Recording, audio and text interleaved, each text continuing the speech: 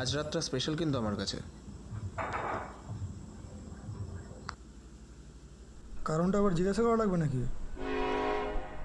Special আমাদের এতদিনের এই বন্ধুত্বটার জন্য। পিছনে ফিরে তাকালে কোন শূন্যতার মধ্যে দিয়ে জন্ম নিলাম তার হয়তো কোনো ঠিকানা পাওয়া যাবে না। তাতে আমার কি যায় আসে? এসবের কোনো অর্থ নেই আমার কাছে। তোর এই নিহালিজমটা না কিছুতেই আমার মাথায় ঢোকে না। আমি হয়তো ভুলও হতে পারি, কিন্তু আমি তো সবসময় কিছু না কিছু মানে খুঁজে পেতে চাই। মানে? কীরকম মানে? এই জীবনের কোনো অর্থ নেই, আমরা সবাই ক্ষণস্থায়ী।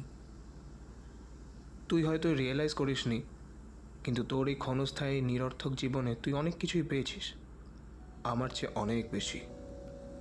একটু ছেড়ে কাজ তো। তুই তো জানতিস যে আমি রোহিণীকে ভালোবাসতাম, অথচ সে তোকে পছন্দ করলো, আমাকে না। তাকে তুই পেলি, আমি না। তোর কাছে কোনো কিছুর কোনো মানে নেই, অথচ তুই সব পেয়ে যাচ্ছিস লাইফে। এমনকি অফিসেও আমার ডিপার্টমেন্টটা হাতিয়ে নিলি। এসব বিধির বিধান সমীর, খেপাবা মারাস না। আমার সব কিছু ছিনিয়ে নিলি, অথচ তোর এই জীবনের কোনো মূল্যই নেই তোর কাছে। তাহলে তোর বেঁচে থাকারও কোনো মানে হয় না।